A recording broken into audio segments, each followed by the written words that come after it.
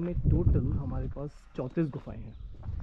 उनमें से पहले की जो 12 गुफाएं हैं वो बौद्ध गुफाएं हैं।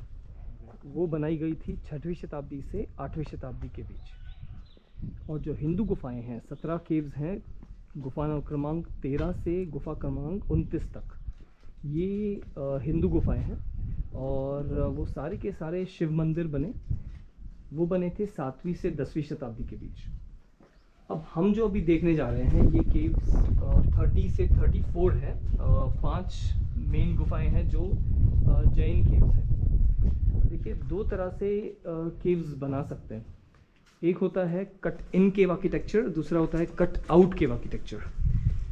क्योंकि हम लोग ये लास्ट की केव्स देख रहे हैं जहाँ पर सारी पहले की केव्स बन गई थी, तो उनके पास जो पहले का एक्सपीरियंस था वो आपको यहाँ पर देखने को मिलता है कि यहाँ पर कॉम्बिनेशन है। सामने आपको जो केव्स दिख रही है ये है कट इन, और इस तरफ जो केव है ये हो गई कट आउट केव आर्किटेक्चर, जिसको ऊपर से तराशना शुरू किया और उन्होंने नीचे आके ख़त्म किया। केव नंबर 32 में एक सेंट्रल हॉल है, यहाँ पर एक श्राइन है, मानस स्तंभ है, और इस तरफ से आपको एक हाथी की प्रतिमा भी दिखेगी।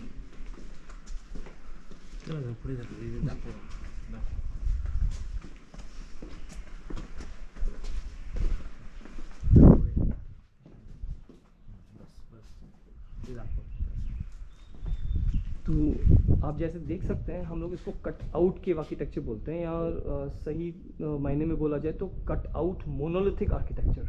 कट आउट होता है जब आप इसको ऊपर से शुरू करते हैं और नीचे कट करते हैं, लेकिन मोनोलिथिक जो भी आपको यहाँ पर पत्थर दिख रहा है वो पूरा एक ही पत्थर में से काट के बनाया है। इसका मतलब जब वो आर्टिस्ट बनाते थे तो उन्होंने जब ऊपर से कट करना शुरू किया तो जो हाथी आपको दिख रहा है उसका पत्थर उनको ऊपर से छोड़ना पड़ा।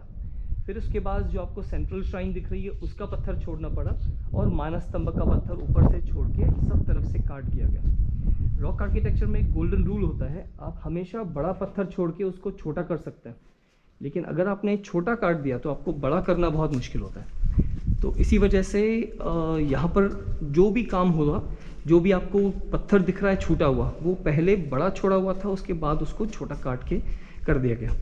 हम लोग एक छोटा सा श्राइन देखेंगे यहाँ पर।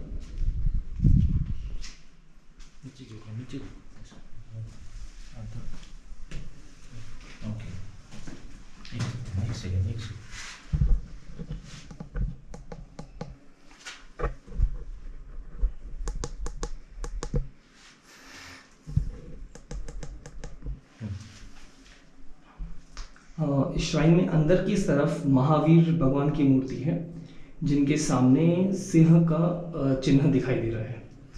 उनके लेफ्ट साइड में मातंग और राइट साइड में सिद्धाइका। इन्हें यक्ष और यक्षिणी भी कहा गया है। मातंग को पहचानने के लिए उनके सामने हाथी होता है और सिद्धाइका के सामने सिंह। तो ये एज एन अटेंडेंट आप बोल सकते हैं उनके यक्ष और यक्षिणी, या शासन देव और शासन देवी भी कहा गया है। लेफ्ट की तरफ हमारे पास पार्श्वनाथ हैं। पार्श्वनाथ की जो प्रतिमा है उनके ऊपर आपको शेषनाग दिखेगा, और लेफ्ट और राइट की तरफ ऊपर की तरफ आपको दिखेंगे कि दानव हैं जो उनकी तपस्या को भंग करने की कोशिश कर रहे थे, लेकिन यहाँ पर एक शेषनाग थे जिन्होंने उनकी आंखें ऊपर से प्रोटेक्शन की थी। दूसरी चीज़ अगर आप ध्यान देंगे कि एलोरा में दूसरी केव्स हैं और जो ये केव्स हैं उनमें जो फिगर क्वालिटी है यहाँ पर, एक कारण है कि यहाँ पर पत्थर की जो क्वालिटी थी वो बहुत डिटेल्ड है और काफ़ी फाइन ग्रेन पत्थर है, तो इसीलिए डिटेल्स पॉसिबल होते हैं। तो इसीलिए अगर आप मातंग का फिगर देखेंगे तो उनका मुकुट देख लीजिए, उनकी गहने देख लीजिए, और हाथी ऑफकोर्स काफ़ी अच्छा है। लेकिन जैसे मैं बता रहा था, ये पूरा जो पत्थर दिख रहा है आपको, ये वॉल्केनिक पत्थर है, तो इसमें काफ़ी सारे लेयर्स होते हैं। तो यहाँ पर आपको दिखेगा कि हाथी के तरफ जो पत्थर है वहाँ पर लेयर में पोरोसिटी है, ऊपर जो पत्थर है वो काफ़ी फाइन ग्रेन है, तो इसीलिए जो भी फाइन कार्विंग्स पॉसिबल थी तो यहाँ पर ऊपर की तरफ पॉसिबल थी। हम लोग अभी सिद्धाइका की तरफ जा रहे हैं, और आप सिद्धाइका में भी देखेंगे कि आप दिखेगा आपको कि उनका बाल जो है बहुत ही ब्यूटीफुली कार्व किए हुए हैं, और सामने की तरफ बाल हैं, फेस प्रोपोर्शंस, शोल्डर्स देख लीजिए, और बहुत ही ब्यूटीफुली कार्व किया हुआ है। आपको एंकलेट्स भी दिखेंगे सामने की तरफ। तो यहाँ पर मैं आपको जैसे बता रहा था कि पत्थर की क्वालिटी जो है वो काफ़ी डिटेल्ड है। एक और फिगर है इंटरेस्टिंग, जो है बाहुबली या गोमटेश्वर।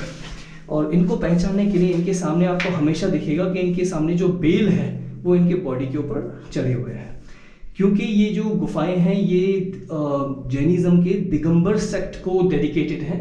इसी वजह से आप देखेंगे कि मूर्तियां जो है दे आर नेकेड।